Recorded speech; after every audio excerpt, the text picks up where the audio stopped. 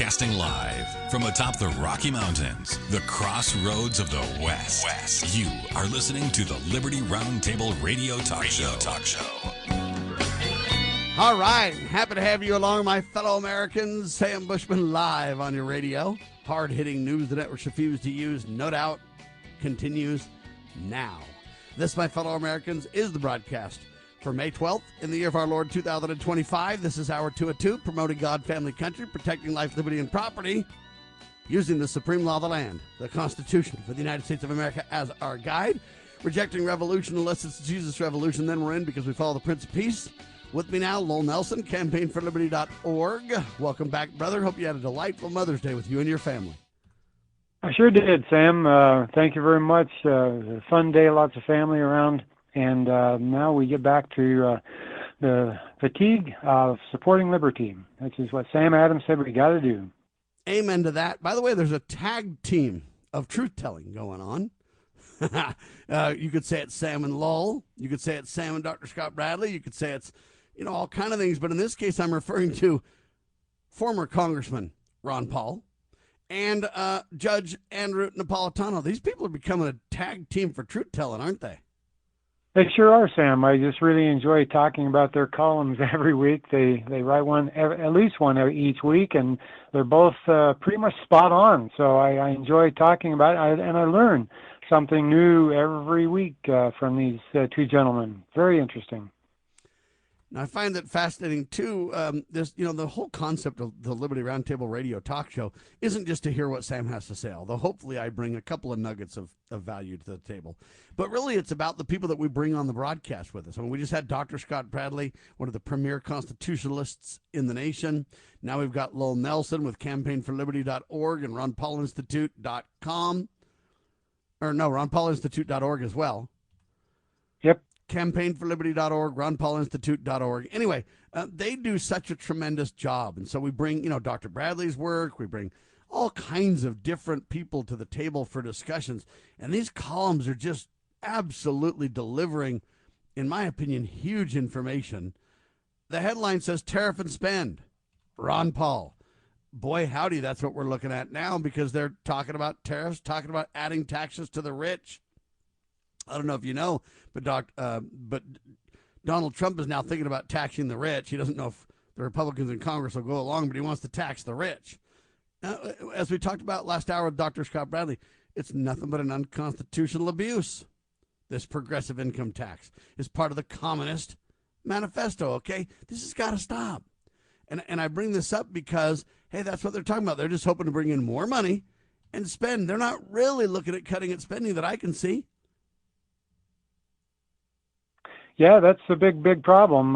They talk about cutting taxes, but they don't talk about cutting spending. Well, actually, they do talk about cutting spending, but it's always cuts in the increase or the cuts in the proposed increases in the budget. It's never actual cuts. Although, so Trump's he's proposed that he cuts $163 billion out of next year's budget. Well, that's just really small potatoes. And I mean, it'd be great if you were able to do that. I mean, I'd prefer go back to the Rand Paul penny plan where they cut, 5 actual pennies out of every dollar from the budget and make a real decrease in the amount of money appropriated for spending. I mean, that would be a true cut.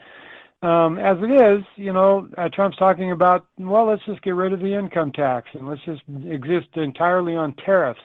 But and that I'm. It's a great idea, and it works. If you cut spending to the proper role of government, it would work, Lowell.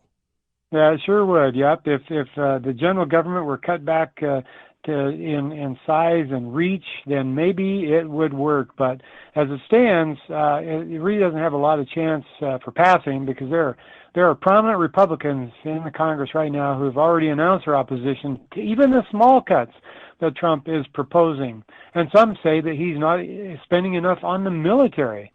Well, Ron Paul writes this. He says, quote, "The truth is that if the president and Congress were serious about cutting spending, they would start by slashing the Pentagon's budget. Very little of the military spending actually goes to defending the American people. Instead, much military spending goes to maintaining a global empire and lining the pockets of the military-industrial and I'm going to add congressional complex. Does anyone believe the safety of Americans depends on the U.S. government maintaining over 700 military bases abroad? End of quote. Right, and so Ron Paul nails it. He then concludes his column with the astute observation that our fiscal crisis is rooted in a philosophic crisis. Quote, too many Americans have embraced the notion that the U.S. government has the moral right and competence to run the economy, run the world, and even run our lives. This system will not change until a critical mass of people embrace the ideas of liberty. Those of us who know the truth must do all we can to spread the message of liberty, peace, and prosperity. End quote. Sam? Well, this is where too many of the American people kind of believe these lies, this notion that the government has the moral right or somehow has the competence to deal with this kind of stuff. And even President Trump was belligerent enough to say, yeah, I run the United States and I pretty much run the world. And, see, he thinks that. Donald made a statement like that. And this just goes to show you they don't have authority for this. It needs to stop. The fact is, if they want to cut spending, there's 3 areas or 4 areas that are like the top expenditures. They're not even touching them. In fact, they're increasing them. So if you take the top 3 or 4 biggest government expenditures and you increase them or hold the line on them, there's not a lot left to cut, Lowell. There really isn't. No, there isn't. And tell these bureaucrats, these politicians, actually, make real cuts in the 4 biggest items of the budget.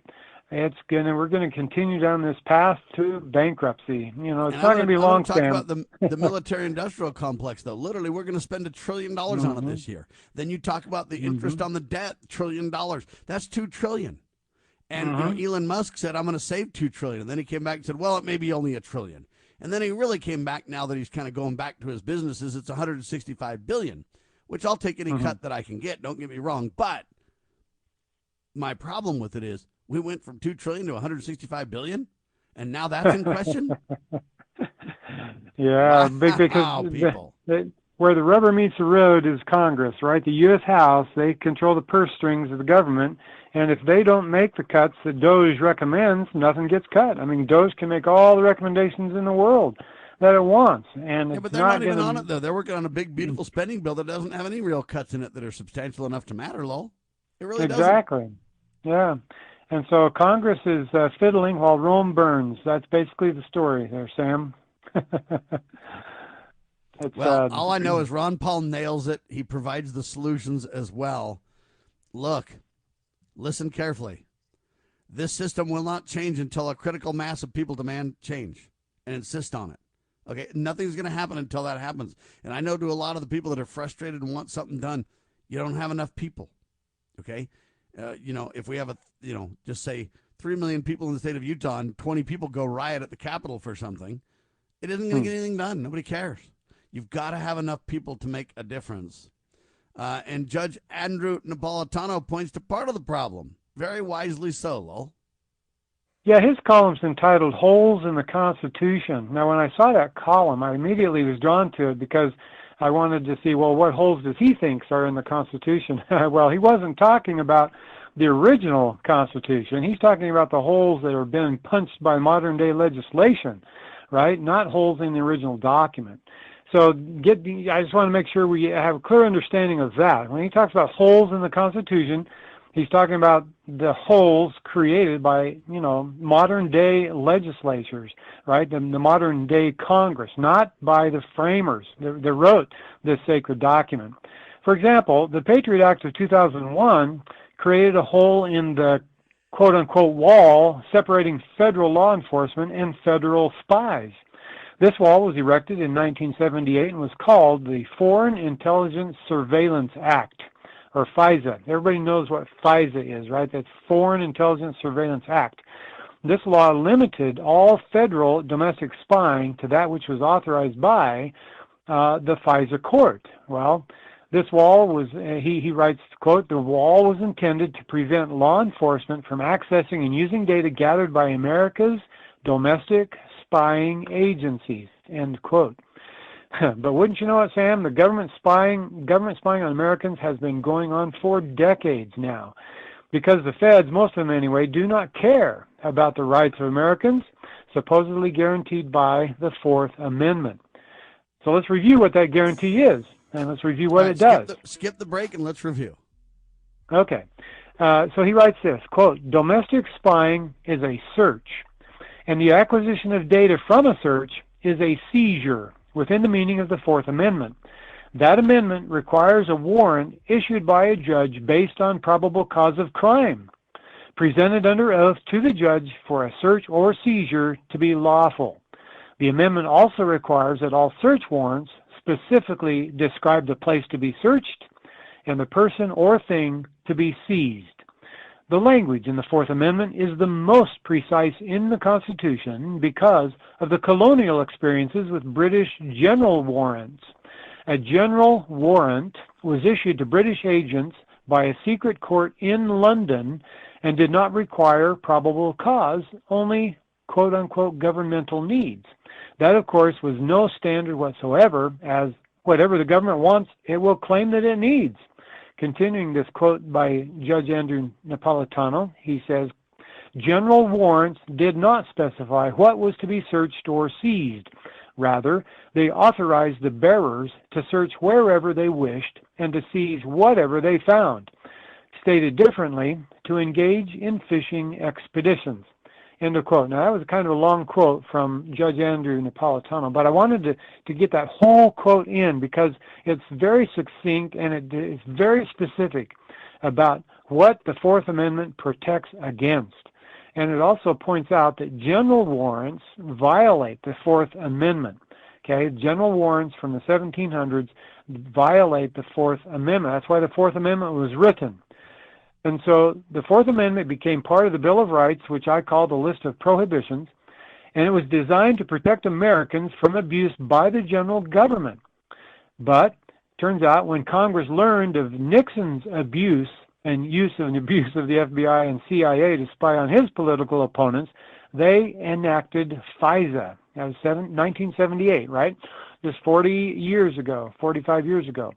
But they also lowered the probable cause of crime standard to be just the probable cause of being a foreign agent standard. And here's the kicker, Sam, it permitted the FISA court to issue general warrants.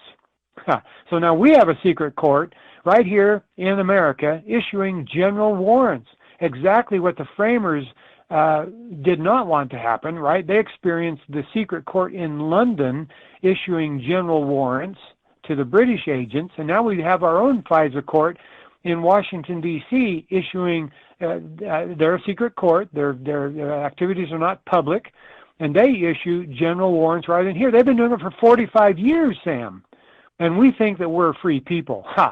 Well, in other words, nearly 50 years ago, Congress punched a hole in the Constitution when they began authorizing general warrants. Precisely. And they did it, by the way, without authority, though, because the Congress doesn't have authority to do that, Lowell. They don't have authority to do everything they want to do. Yeah. Well, you got that right. And in fact, that reminds me of a cartoon. I've talked about this cartoon before on this show, and so our listeners will recognize it. But this meme or this image, this cartoon, basically it's an image of the Constitution, the classical one where the Constitution is written on a parchment scroll, right? And above this parchment is a rubber stamp having just left its ink on the Constitution. And what it left on the Constitution was a stamp saying, "Void where prohibited by law." Right? I mean, I just can't think of any image that more eloquently and accurately describing what happened and what has been happening to our Constitution for decades.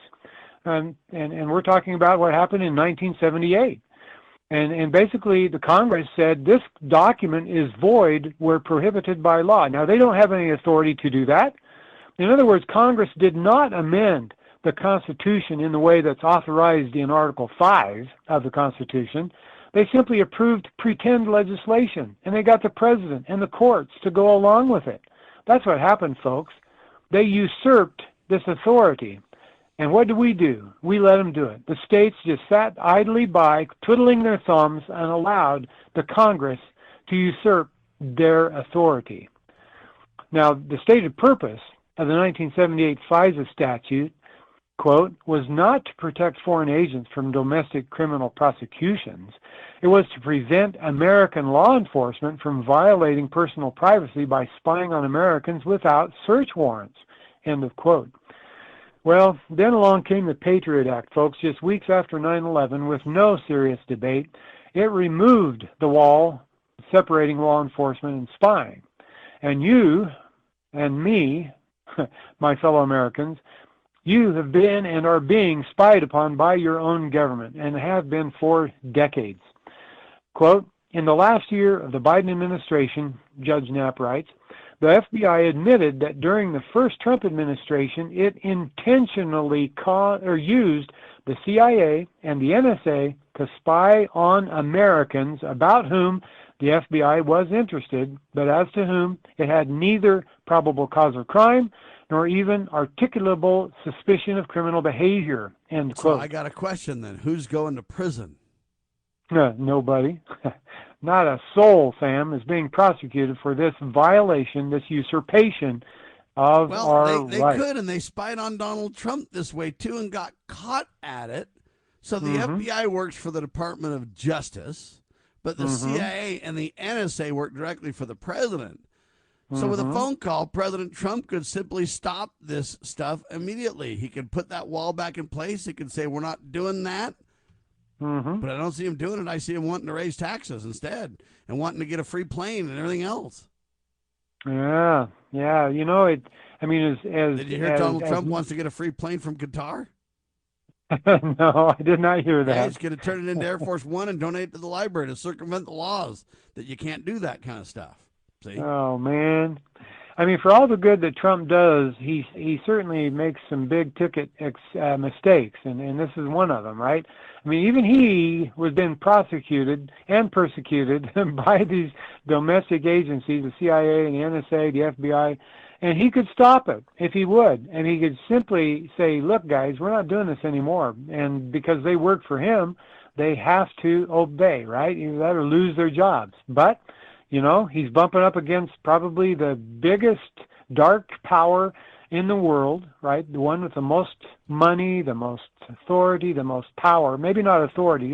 They really don't have the authority. They have the power, but not the authority to do what they're doing, right? And yet he is not taking the necessary steps to shut them down, unfortunately. This intelligence community that's above us in government now, they are still way out of control. And, you know, if we had a Congress with backbone, if we had a president with backbone to shut them down, that would make a big, big difference. But the very first step, as Ron Paul rightly points out, is we need to audit and end the Fed and stop this spending of money that we do not have, Sam. And I'm beginning to pray now that this charade will end more quickly than I used to. I mean, I used to think, more if we could just last a little bit longer. But the more killing that goes on around the world, Sam, I'm convinced that we just need the dollar to fail, so that the government here in the U.S. doesn't have the means to operate and keep on killing people around the globe, or funding the killing of people, like the people in Gaza, or funding the killing of the Ukrainians and the Russians over there in Ukraine and Russia, and the people in Yemen, right? I mean, if we didn't have the money to spend, we wouldn't be killing so many people. That's kind of what I've begun to conclude, Sam. Well, that's why we got to audit and end the Fed immediately. And Trump's talked about it a little bit. Musk has talked about it a little bit. Rand Paul and Ron Paul are promoting it big time. So am I. So are you. I mean, when are we going to actually do something? I don't even know what Congress has done with the past, 11 weeks they've been there. I don't even know what they've accomplished there at all, except for wasted our time and spent us into oblivion, as far as I can see. Well, one thing they've done is they've passed the Megoberry Act.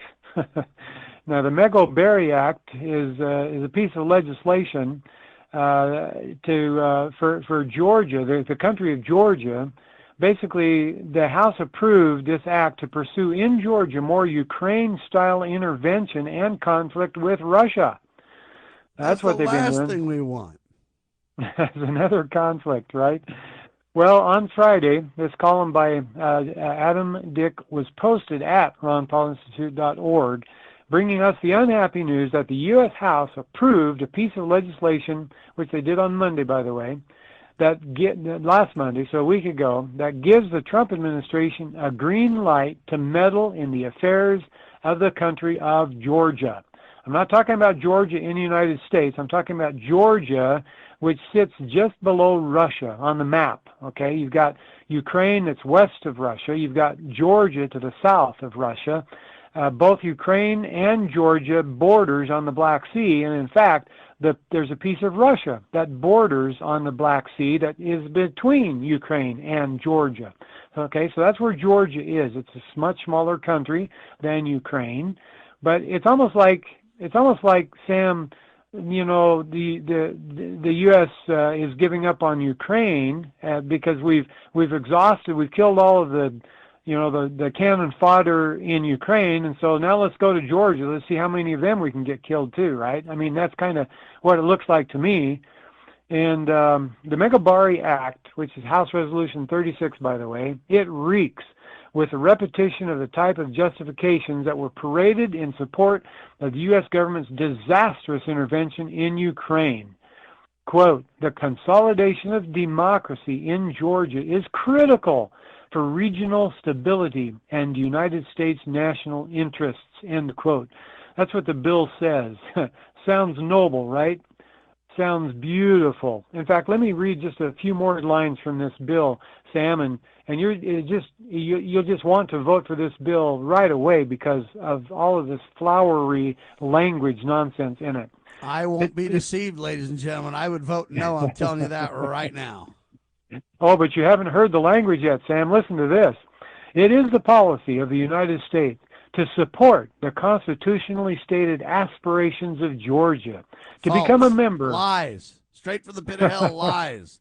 It is not the policy. The policy is the United States of America, the supreme law of the land, which basically repudiates that claim and says, no, you don't have authority. If you want to declare war, go ahead. If you want to do market reprisal, go ahead. But the purse strings relate to the House of Representatives, and it must go through the proper channels. None of that has been done here, Lowell. Yeah, so they're lying, right? Whoever wrote this thing is lying through his teeth, right? That's and right. they're saying that the Georgia aspires to become a member of NATO, right? To become part of the European Union. We don't even agree with NATO. We don't want to have that foreign entanglement. Shut it down, defund it yesterday. Exactly. In fact, if Russia didn't want Ukraine to be part of NATO, they certainly are not going to want Georgia to be part of NATO either, because they both border Russia. It's just so stupid that the U.S., whoever wrote this Megabari Act and whoever voted for this act, so crazy, right? Well, sadly, all of our congressmen in the state of Utah backed it, didn't they? Yeah, all four of them, Sam. But we got a few courageous representatives like Thomas Massey and Marjorie Taylor Greene and Gosar and Chip Roy from Texas. You know, I mean, there are 42 people who voted against this albatross. And but not a single one of the four from Utah did, Sam. So disappointing. Just and when you say the disappointing. 42, most of them were Democrats, right? Well, about half of them were Democrats, yeah. Yep. And sadly, we agree with them. We should vote against it. Folks, this is clown show stuff. Should have never happened, folks. Okay? We need to reject this stuff. But, of course, when you crank up $1 trillion for the military, what do you expect? They got to find ways to spend it. The military-industrial complex in bed with Congress has got to stop. We can pray for solutions, folks, and we can stand up for what's right. That's who we are. That's what we do on this radio program.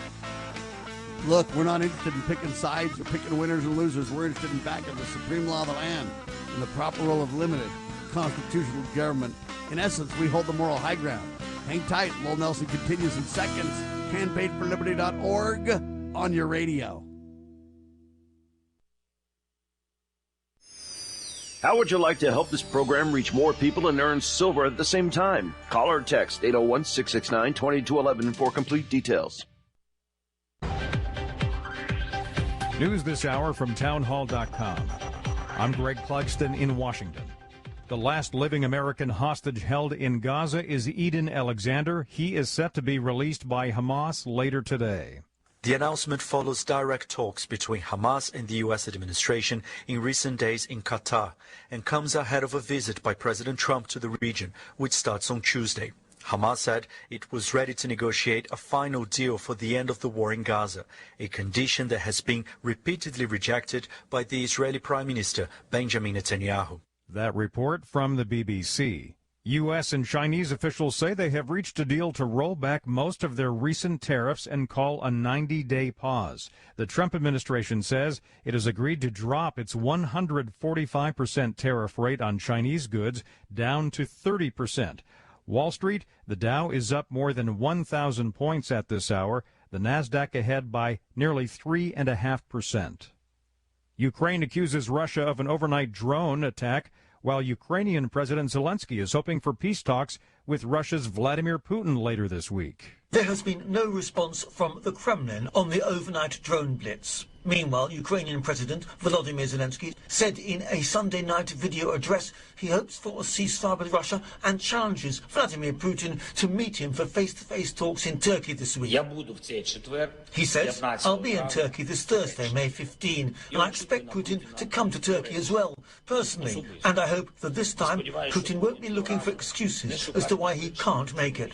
I'm Charles de Ledesma. President Trump could soon receive a luxury jumbo jet as a gift from Qatar. ABC News reports that Donald Trump wants to use the aircraft as Air Force One while in office before transferring ownership to his private presidential library.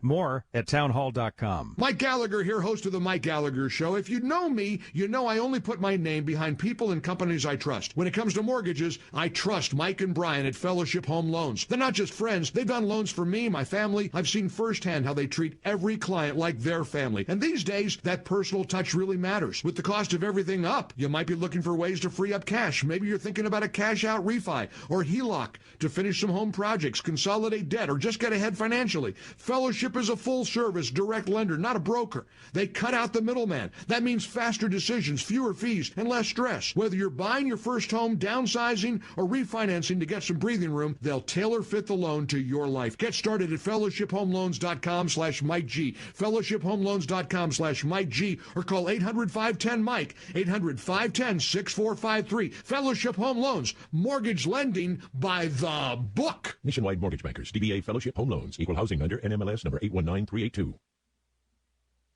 You know where the solution can be found, Mr. President?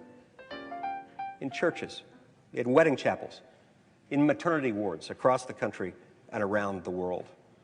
More babies will mean forward-looking adults, the sort we need to tackle long-term, large-scale problems.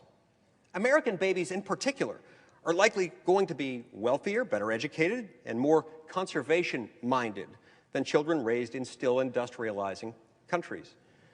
As economist Tyler Cowen recently wrote, quote, "By having more children, you're making your nation more populous, thus boosting its capacity to solve climate change.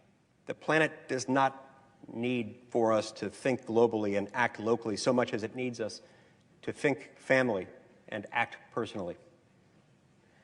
The solution to so many of our problems, at all times and in all places, is to fall in love, get married, and have some kids."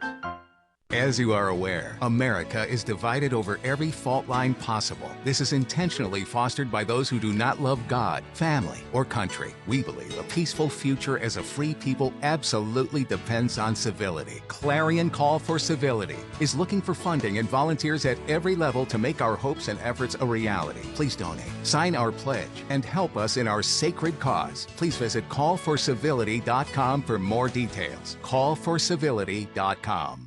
Bypass the mainstream narrative with Liberty News Radio at libertynewsradio.com. Engage with charismatic hosts live or on demand. We cover the crucial news focused on God, family, and country.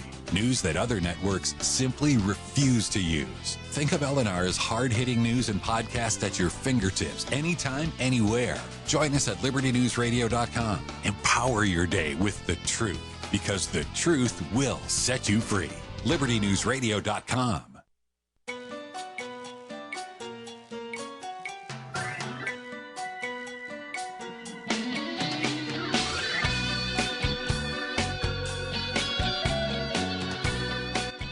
Broadcasting live from atop the Rocky Mountains, the crossroads of the West. You are listening to the Liberty Roundtable Radio Talk Show. Well, happy to be with you, ladies and gentlemen. Good morning. My name is Lowell Nelson. I'm riding shotgun this morning. Sam Bushman is your host, and we have been connecting some dots this morning.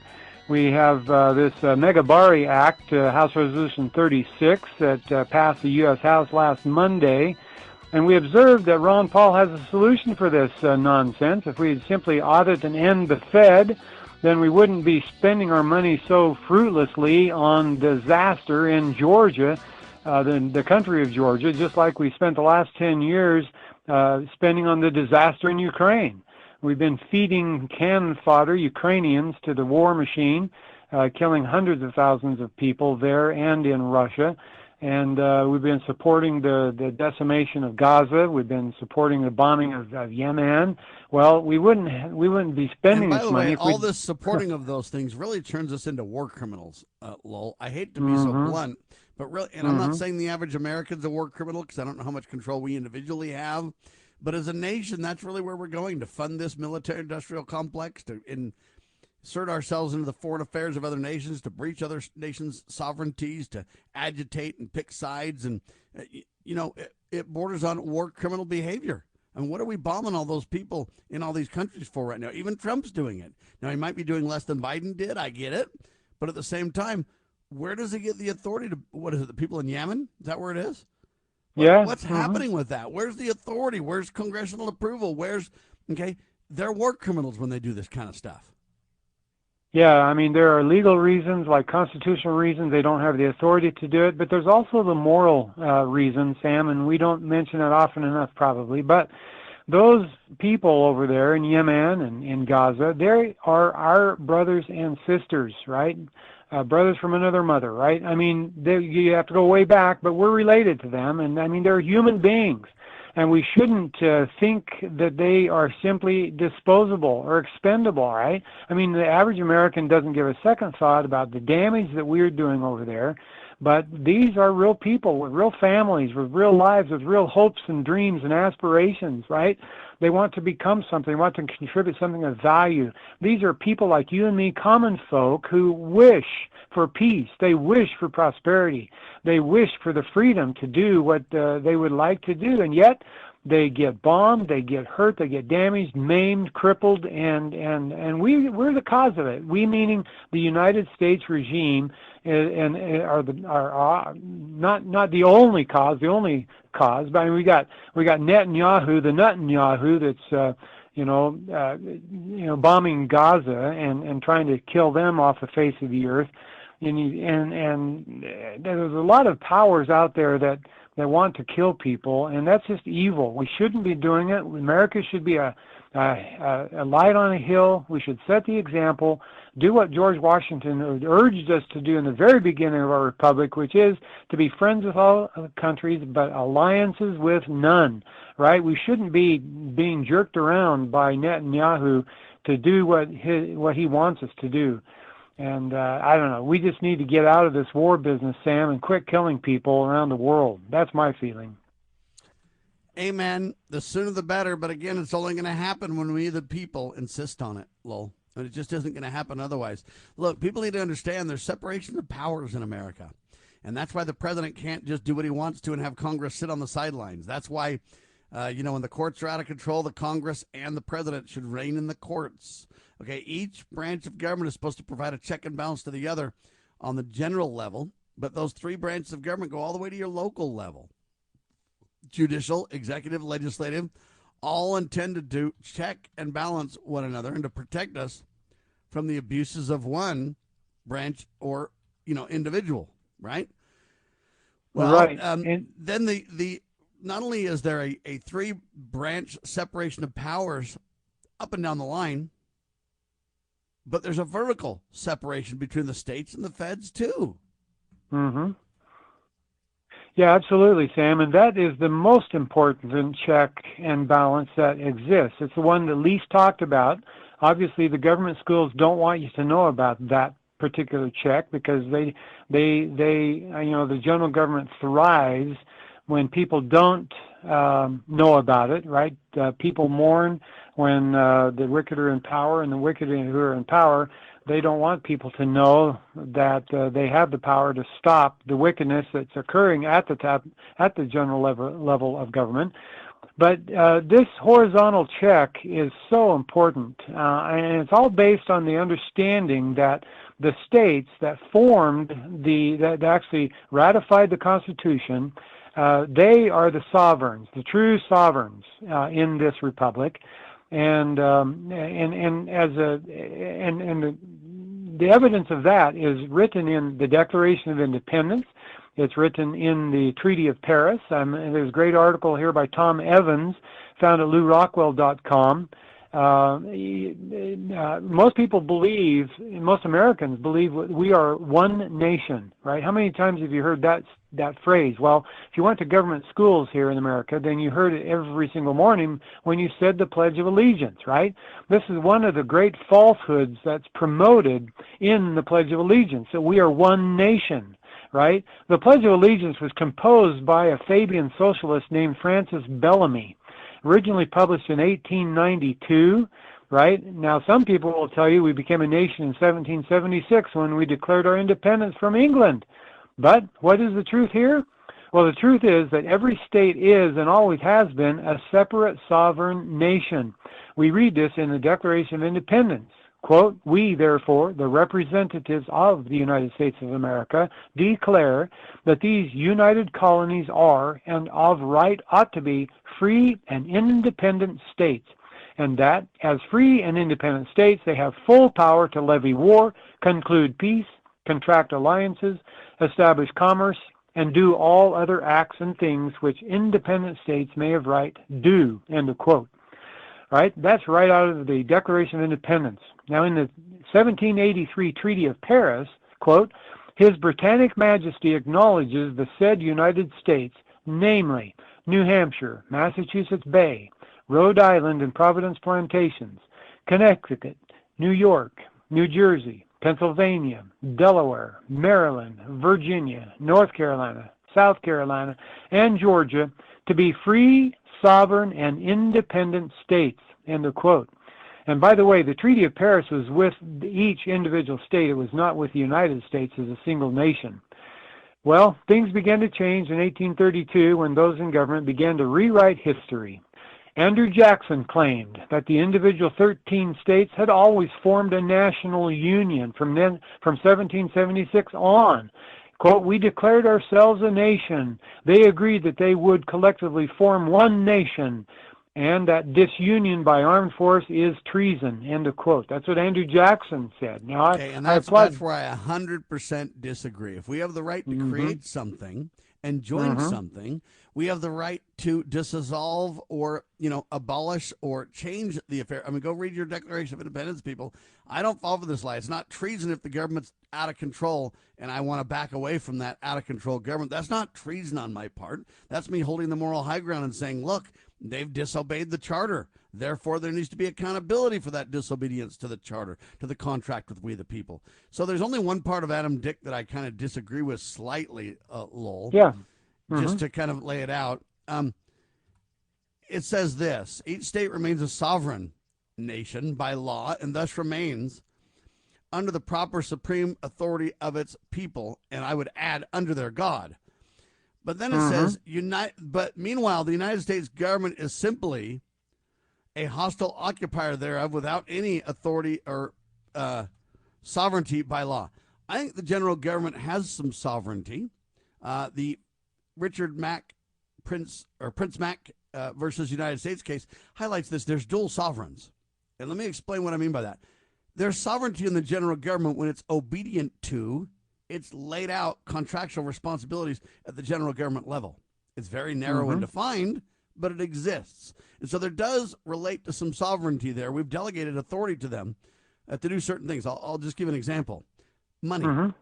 Hey, there's a coordinated effort so that, you don't have different money in every different state, right? Or different, okay. So there's some things like that we have delegated some sovereignty to the general government. It's very limited and defined.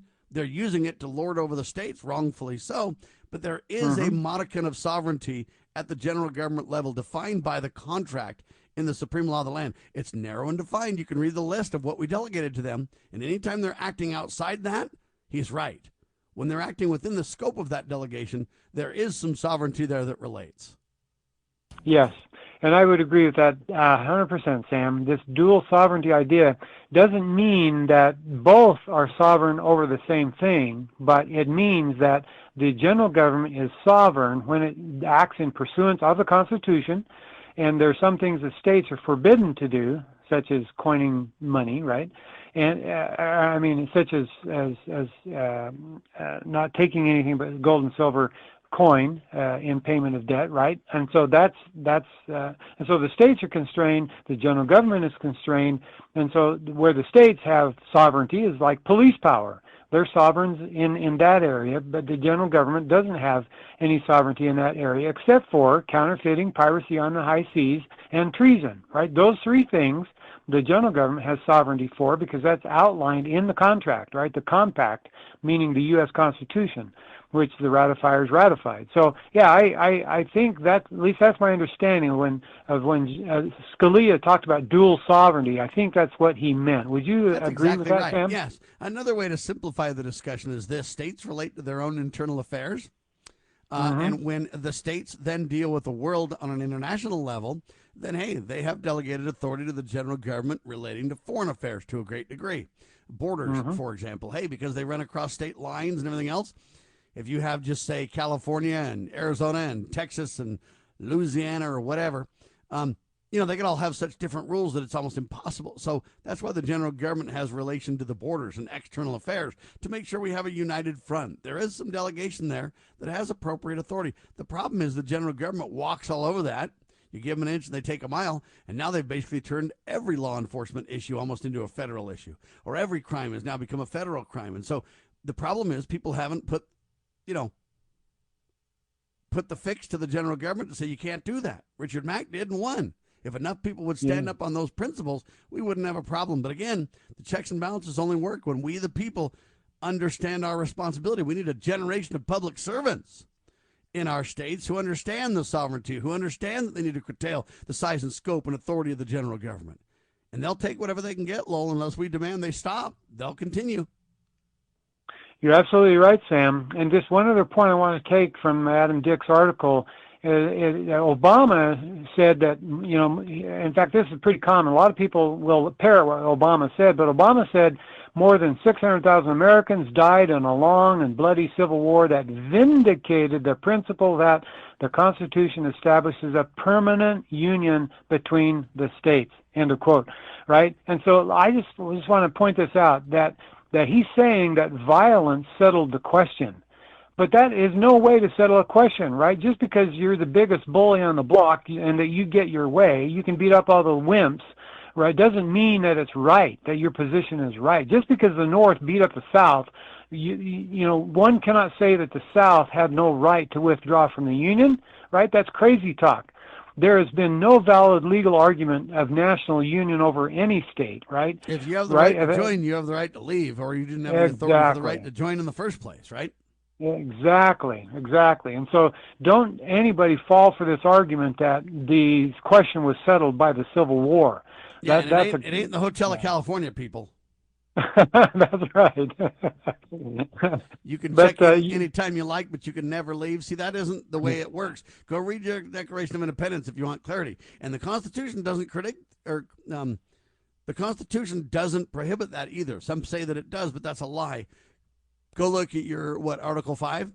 I mean, if we have a right to call a convention, we certainly have a right to abolish. Isn't that how they abolished the Articles of Confederation in the first place?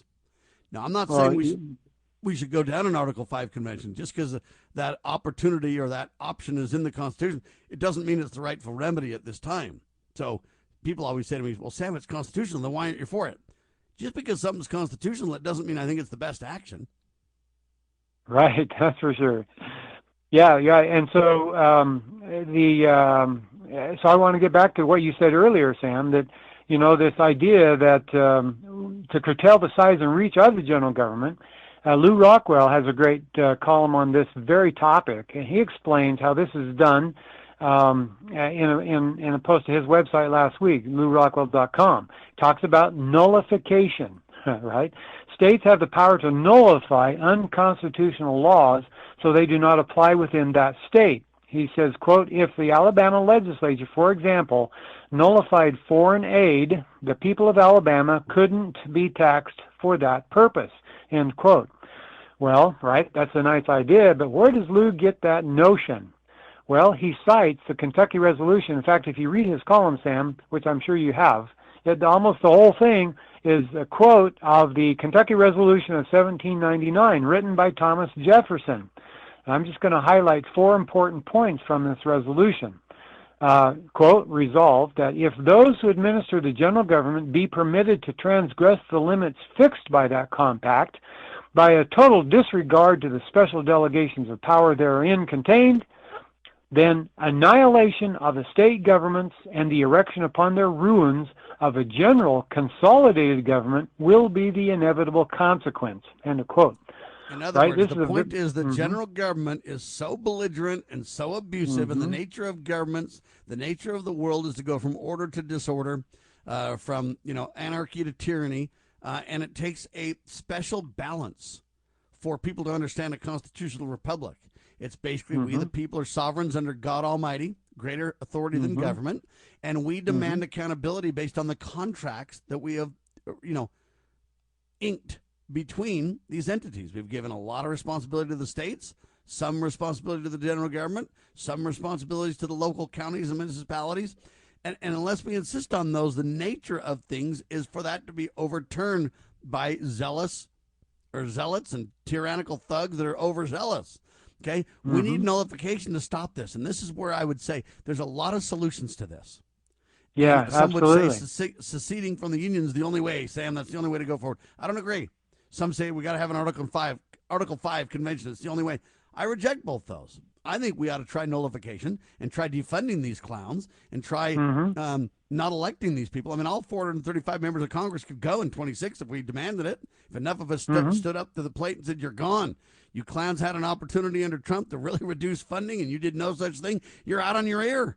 Okay, but we've got to take back responsibilities. And what sadly Americans want, Lowell, is they want a TV show fix.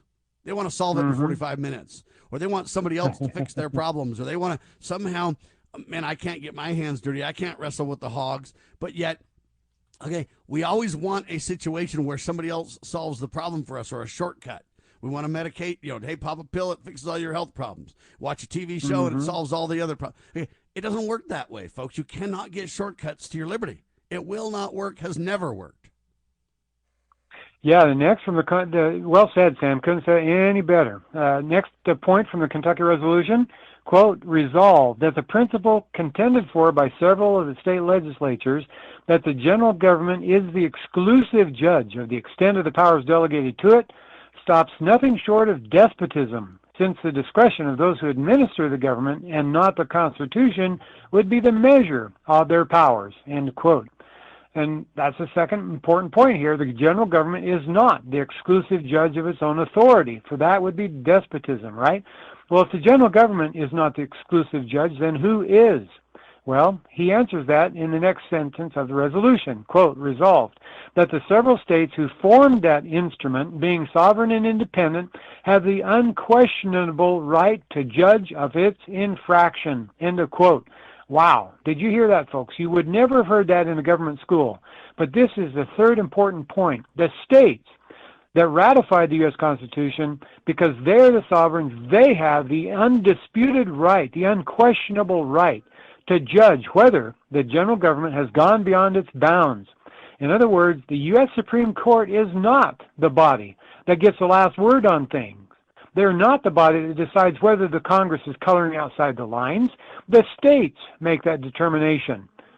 And it turns out that government lawyers with lifetime tenure, right, the justices sitting on that Supreme Court, they have usurped powers not given to them by the Constitution. as they pretend that somehow they have this monopoly on constitutional interpretation, right? Because that's what they heard in government schools. It's taught everywhere in our government schools, folks. These propaganda camps that we send our children to. They always say, well, the U.S. Supreme Court, they get the last word on everything. That is wrong, flat out wrong. That idea was strongly opposed for generations of Americans in every state in the early years of our republic. And folks, if that were truly correct, we'd never have been able to leave King George in the first place, folks. Think about it logically. So again, from the resolution, the next important point here, resolved, that a nullification, here we get to the essence of this column now, a nullification by those sovereignties, speaking of the states, of all unauthorized acts done under color of that instrument is the rightful remedy, end of quote. So there we have it, folks. The gem of this resolution, nullification is the rightful remedy to the problems that we have, that the general government, the size and reach of the general government, the rightful remedy is nullification, right? It's not secession. It's not vote the bums out. It's not, it is nullification. It's the doctrine of the lesser magistrates. Well, Jefferson went on in the resolution to say this, quote, although this Commonwealth, as a party to the Federal Compact, he's speaking of the Commonwealth of Kentucky, that's what it was named back then, although this Commonwealth will bow to the laws of the Union, yet it does at the same time declare that it will not now nor ever hereafter cease to oppose in a constitutional manner every attempt to violate that compact, end of quote. So what did he mean in a constitutional manner, to oppose in a constitutional manner? He's talking about nullification. So is nullification the rightful remedy, the constitutional manner? Yes, it's exactly what he's talking about. That is the constitutional check and balance on the general government. When it usurps power, when it arrogates power unto itself that was not granted, the states are to put an end to it, right? They are to nullify the unconstitutional acts of the general government. So put another way, Kentucky's going to bow to laws made in pursuance of the Constitution, sure, but it will oppose laws that violate that Constitution. Well, now here's one more point here, Sam. Lou Rockwell recommends a book by James Jackson Kilpatrick entitled The Sovereign States. It was published in the 1950s. I haven't read the book myself, but it looks very interesting. Southern historian Van Woodward acknowledges this book and says Kilpatrick has a strong case. Quote, Mr. Kilpatrick has no difficulty in mustering great numbers of instances in which states have imposed a check or a veto upon federal encroachments. These interpositions range from mild remonstrance to stern nullification. It is also a simple matter for him to demonstrate that states' rights is not a doctrine peculiar to the South, which is what you're taught in government schools, by the way, and to show that every region and just about every state in the Union has at one time or another challenged or vetoed federal authority.